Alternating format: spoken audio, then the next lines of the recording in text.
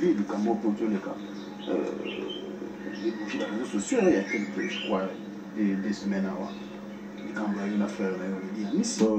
On a abordé ces gens, tous les ceux qui ont au Cameroun, parce qu'ils ont la capacité, et on s'en est sapé battu. Mais déjà, les Cameroun est surprenant qu'ils battent bien. Effectivement, c'est là pour mon aïe. Justement dans la télévision, mais c'est là pour mon aïe, on conseille à la télévision. Il y a les conseillers. Mon aïe, on a monté loin, et là, on y a des gars qui payent mon salaire. Oui, d'abord, nous allons assurer Batou. Avant de répondre à la question, au moment où toujours sur l'émission, on va avoir le camp aussi de bon sac déjà. Ready à Miss. J'ai de bon sac déjà. Quand c'est bien, on le dit qu'il y a un sage. Bon, ça, c'est un aussi que je suis pas qu'il y a un fan, on a des camoufles, on a monté ma titi. Non? C'est bon sac d'abisso. Donc, on va pas moiter. Souvenir aux autres, on a un bien. On va pas moiter. Souvent, on dit que toi, on a biso bien, ça qui a des camoufles, tout ça, on a été. Donc c'est mon frère. Moniteur Mikolo. Tu vas te passer un absent beauté. Ton monique non. Faut l'exciter comme il est qui non.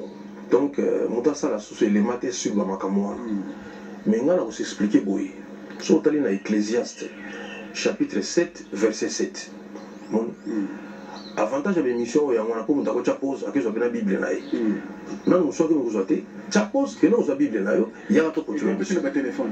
Attends, la téléphone, tu pause. Donc, Ecclésiaste, chapitre 7, verset 7. L'oppression peut faire qu'un sage se comporte en fou. On dit ce qui est précieux de Kiming. Même sage, il se comporter dans le monde où Satan a été. Je vois exemple à Jésus-Christ. Il sage. Très sagement.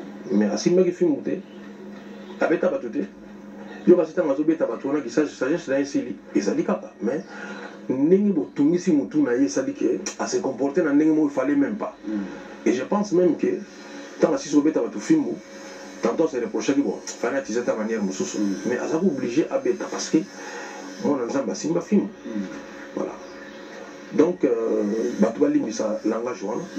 Il y a un langage qu'il fallait pas utiliser en haut. Mais il faut le babouiller.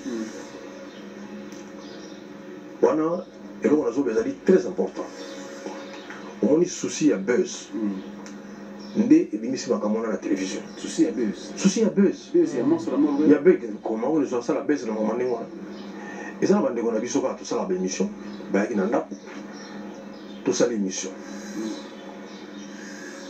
Mais la monique est partie où on a un lobby pour un déconnement de dit. La monique est dans la canda. Après tournage. Après tournage. On est tout ça la même élément. Tout ça fait bon. Franck, on est parti on a bon le loco on a malami tout ça là. Malébélé. On a zambut. Bagolo on allait monsieur Herrera Moussa qui est français. Bagolo on l'appelle Moussou aussi taille comme Moutou Malamouté. Et ça m'a quand même belé balongolaka. Na ebisi bandeko tout ça qui na bango élément. Na moment où papa na bakundi était, bakana na ngo ekoleka na médiaté. Boko zonga to bandele élément oyo na loba pena bien. Première partie balekisi na moni ngo pe internet na bengi mama na bi ça va. Na sepini ndenge boti partie oyo na boya ki elekate. Moni. Na ebisi yo na mona kama mongo petit frère na ngaji pe le kombo mi corazon. Loko la yaza mingi na ba réseau. Abenga lobi me fait eloko mo batia na internet tala ninge zali. Na bengi ba garçon. Heureusement ba c'est qui taki pe noki ba longoli yango. Mais ba tout si ba mazo ki déjà ba to eloko ba linga ba to linga déjà. Ba zu de place on azolo ba pena ke ba kambo ya ndeko na ngaleti. So ezaki na volonté na ngai moko ndeloko wana. Mais to lo ba pe ba bêtise belé. Parce que ça est faillible était. On a zappé juste était. Tu revends même une émission dans le but mabé mais on a battu on aime souvent à Franck c'était mal pour une salle ming belemana yo parce que oyo kaka moni Franck on y partait na souka na moni ça non intéressant tes là pourquoi parce que on a fait exemple moko ngai lelo bato bazola na ba comprendre ma bien na bimi sinze momo ko na honorable Alita honorable Alita wana bato basi ba moni na internet. Mais malheureusement, tant qu'on a mon ébimi, papa n'a pas le tomba koufi. Na sala kini. Na tiki maramo promotion et nzembo wana.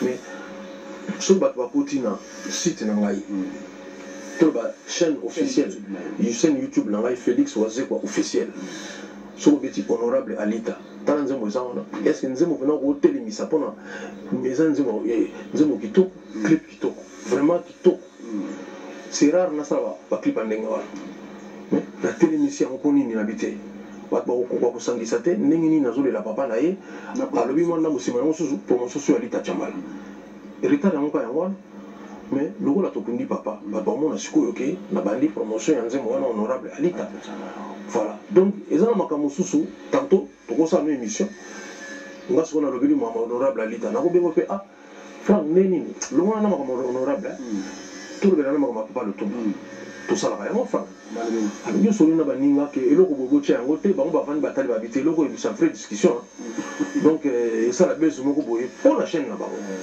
domoni eloko esalinga mpasi yango wana nazoloba boye mpona bandeko oyo tosala na bino baémission bogidaka biso mpe omoni na poto ezalaka difficile so bato bayeba yango te okofuta chanteur wana mbongo ebele posala na émission en direct baémission mingi ya poto ezalaka kaka enregistré mpo nini il faut équipe na ye ya etala mpena ke non soki mo moko adekonaki na français même toza na poto te même bamindele basala faute ya français bayebi ke non place oyo alobaki français mabe balongoli place oyo ezalaki bakotiela bino kaka oyo ezali propre soki bino bozosala na biso baémission omoni place wana na dekonaki mais obimisi yango kaka faut ça la moko mpe bino moko censure. Très bien, alors moi seulement ils ont bonne nouvelle pour la biso parce que sous ce qui réconciliation. Oui. C'est cela qui quand même ça dit banner aux acquis tendus et c'est détendre entre Yona frère Nayo Redi Amissi mais c'est quoi yo les lots très causer les lots comme parce que public est public. C'est quoi lobby? Est-ce que Redi nous a lobby? Tous les gens qui montent dans le studio entre eux, ils ont quand Redi Amissi pour y mettre un peu quoi apaiser. Mais tant on a le bas qui Redi par le bas qui n'a été au bas, on a le lobby et par le bas qui n'a été tout. Bon, obligé de tout ça la featuring, mon gars, pour on la sabat tout se calmer. Oh, bon, moi mon avis n'a pas n'a on attend la zone là, besoin de dans la calme. Bon, na considéré Redi makamote. Est-ce que d'abord tu continuer Kanda? C'est que papa Lutumba et Vandi Boy, na droite na ngai. Redi a Vandi awa. Nga na utu ko beta na podium na zo kita boy. Na le kapena Redi. Na kena s'incliner na tobo ya papa Lutumba. Sima na kenda. Ozo na ngoki ko sala matin. Ngai mutu na telemaki.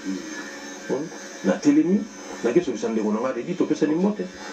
Parce que na moni ke donc il s'est maki réconciliation de salami na kati ya. Nembe comment.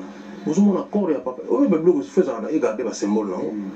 Papa Lutumba le soir soki akoya koloba parce que bato yebi ke moto akufi aloba soutien aba Félix na tikeli yo nde boye yo oza kos'incline devant tombo na ngai pendant ke ndeko na yo oza na problème avandi wana na d'abord nasisi na problème na ndeko na nga nsima na keka kos'incline eza ndenge na nde balobaka na bible so oza na kanda ekota ti butu te sisa na problème na ndeko na yo voilà olaa na problème te toza su na problème na Redi te oh, ça là qui émission, toi, dans un commentaire, on ça là, égougi, échoué. Parce que pour tout le monde, il a vu le dit que je coréen qui m'y va dire ah, ma caméra qui t'aime de l'habitude de la awa. Redi na c'est quoi awa donc ça dit que l'aéroport est où na si bateau. Comme beaucoup c'est le logo ndenge wana l'aéroport. Comme beaucoup c'est le logo ndenge wana. Ozomona. Le logo ndenge wana ko sala matin. Na auto le logo moko. Pression et ça, il faut que mon même sage. Ecclésiaste chapitre 7, verset 7. Jésus-Christ est assis avec film. Et puis dans mon kili, mon toit manifesté par Kanda ou les grands ambassadeurs. Mais il y a un ensemble. Donc, bah, toi, Kanda, le roi, il dit que ça dit que sage, tout le monde a boigné à cause de la Kanda. Non, à cause de la Kanda. Il y a quand papa Lutumba, tant que le ministère n'a pas quitté, ça la seconde de Mbawan. Alors, c'est Kanaï. Azali même na société posa kutabwanya toi silika kite asilika kipe et ça m'a campé ouais ça m'appelle le big non tala pourquoi na sepeli na acte ote pona boye non batu balimbi sama pona likamwana et ça genre ya langage mwana koza na ngote très bien merci beaucoup monstre d'amour Félix